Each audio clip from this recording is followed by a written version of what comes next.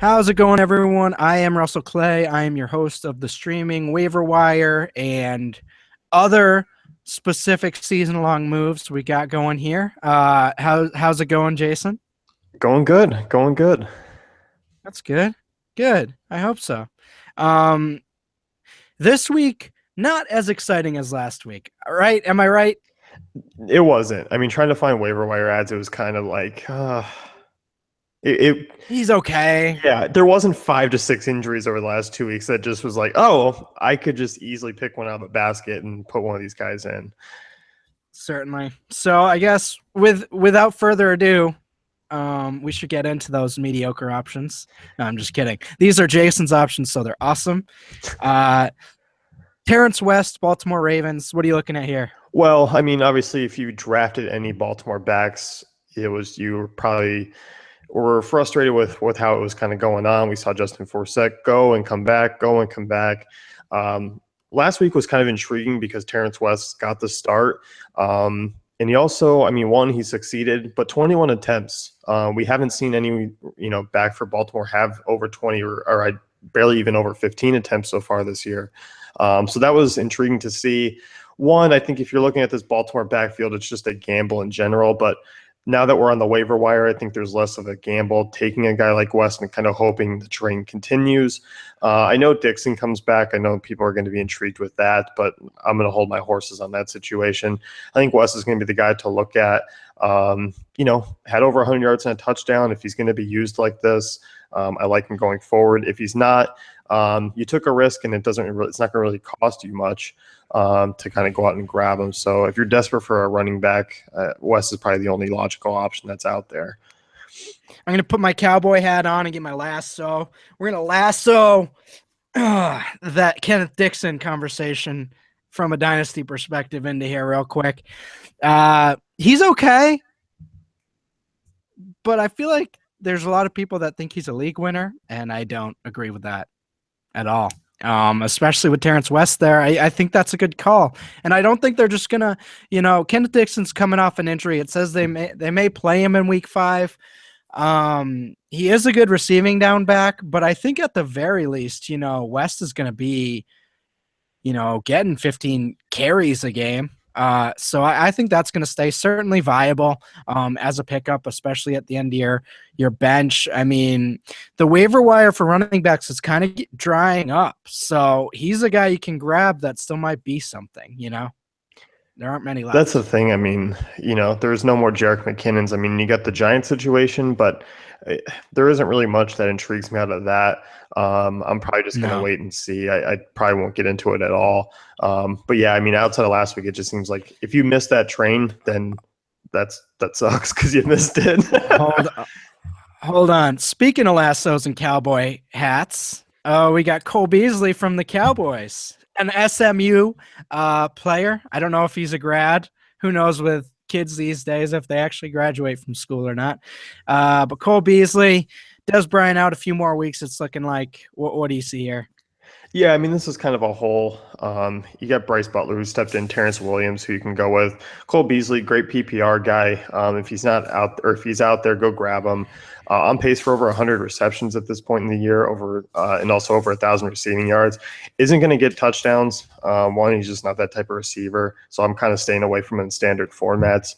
There's other guys you can go out and get, who I'll talk about in a little bit. But Cole Beasley, I mean, solid PPR option, and obviously with Dak Prescott and his abilities to get the ball out of the pocket rather quickly, that means a lot to kind of get dumped off to Beasley. Certainly. And I mean, between him and Witten, it's seeming like Witten's been blocking a bit more of late. So, yeah, Terrence Williams and Bryce Butler are fine, but I think Beasley's role in a PPR format is solid. All right, so streamers here. Carson Wentz against the Lions. What are we looking at here? The God or just a good matchup? No, I mean, at this moment in time, I mean, he's the highest PFF graded quarterback. I mean, that's how they see it this year. I mean, And I'm not going to argue with them. I think he's looked great. I mean, he is dropping passes in there that you see, Roethlisberger Aaron Rodgers make. I mean, he just looks like the real deal.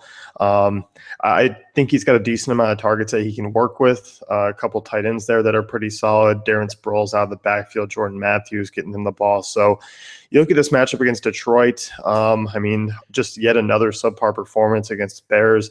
Hoyer didn't need to throw the ball a ton, but still threw over 300 yards and 2 scores, was really efficient. Football Outsiders has him dead last in pass defense. So I'm looking at the Eagles, who are just kind of rolling through and playing good football. Their running game hasn't really been there. It's been a lot of Carson Wentz just kind of going 252 scores, and I think that's what you're going to get out of him this week. He's out there, and I'm going to go scoop him up, especially for this week. Ryan Tannehill, Brian Hoyer, those are 2 other options you can roll with if he's not there. And I mean, Zach Ertz being back, getting more snaps, that's just another nice option to have. So definitely like that call. Fozzie Whitaker versus the Bucks. Obviously not the most exciting option, but potential here. Yeah, it's a pretty gross week in terms of streaming backs. I mean, Jonathan Stewart's out. We've seen Cameron Artis-Payne grab the start, which really hasn't meant anything because he hasn't really done much. Whitaker's been the more efficient back, been the more productive guy. This offense didn't look good against Atlanta. Whitaker, I mean, he was successful as a receiver. One thing I'm looking at, I mean, Bucks have allowed the 7th most points per game to opposing backs this year. They ranked 31st against backs in the passing game, allowing 80 yards per game receiving. If that's the case, I mean, Whitaker could be a dump-off guy, especially if Newton's not good to go. He did enter concussion protocol, but should be back. But overall, I think he could be a guy that kind of gets, 70 all-purpose yards or so, a couple of receptions. And I think out of this week alone, there really isn't a ton of options, and he just kind of stands out. Certainly. Quincy Enunwa, another Jet guy. What are you looking at here against the Steelers? One, I mean, he's a terrific option to actually just go pick up and hang on to. If you're not looking at Cole Beasley, I think he's more of a touchdown threat, bigger guy inside the red zone. But this week alone, obviously with Eric Decker out, we're going to see Enunwa kind of step up and be a bigger role. Pittsburgh ranks 24th against wide receiver 2s this year. He caught 6 of 7 targets against a tough Seattle secondary, went for 60 yards. And he's been kind of looked at. And I think on the outside of Brandon Marshall, he's going to be a guy that gets relied upon because I don't think this Jets defense is that great. And I don't think they're going to be able to ground and pound like they have in years in the past. So guys like Enunwa are going to step up. I know we've seen these secondary options really kind of fall under the radar and not produce, but this year's different. I just think Fitzpatrick's going to have to throw the ball more. And even with Fitzpatrick playing like he has, I still think Enunwa is going to be a fantasy relevant player pretty much for the rest of the year. I agree. One more guy here. As far as the Bills passing game goes, I like Robert Woods a little bit, but you're looking at this tight end. Yeah, definitely. I mean, Robert Woods is a viable option this week. I like Charles Clay. Obviously, it's not a crazy optimal matchup. Rams have been a little bit susceptible to tight ends this year, but really haven't played a ton of great guys. You look at Clay, I think he's going to have a bigger role in the passing game, just given the fact that Watkins is out. But the one guy I'm really looking at, and that's if Antonio Gates is out, and that's Hunter Henry. He's an immediate start for me over Clay, which is his role in the offense and his type of snaps inside the red zone. But that's if Gates out. I know there was reports that he could be eyeing a week 5 return. So either or, I still think Hunter Henry and Charles Clay are viable streaming options. Certainly. And you got your last defense here. One that I like quite a bit as a Rams fan. What do you got? Yeah, I mean, you look at this Bills offense, sure, they put up some points against Patriots, enough to get the job done. They put up a lot of points on the Cardinals, which was a surprise. But this Rams defense is flying right now, and I like them quite a bit. I like what the secondary is doing. I like the front 7. You look Buffalo coming across country all the way to LA. That's certainly something to factor in there.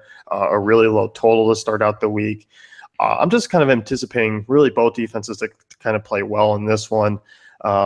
Football Outsiders has the Rams inside the top half in both the rush and the pass this year.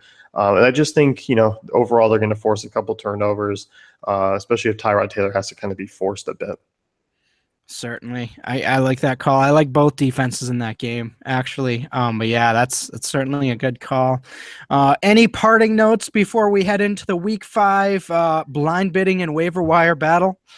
Um, I wouldn't get crazy. I think that's what I think you'd save your money this Yeah, week. That's, these guys are out there. If you're not in blind bidding, you're lucky because you can take some risks. But overall, yeah, I think this is a week to save the cash. I'm not getting crazy with nothing that's really happened, and kind of choose wisely. And none was a guy who I might actually go up and look to pick up if I am going to be spending money. He'd probably be the only one. certainly. All right, guys. Well, thanks for tuning in. As always, like and subscribe, and check out the site if you like what we're doing here. But as mentioned before, get to those waiver wires. Get those ownership percentages up. You know what I'm saying? Especially on ESPN, it's always nice to see your guys shooting up in the green ownership, not red. Red usually means you got Randall Cobb on your team, like I usually do. So anyway. We will see you guys in week 6. Thanks for tuning in.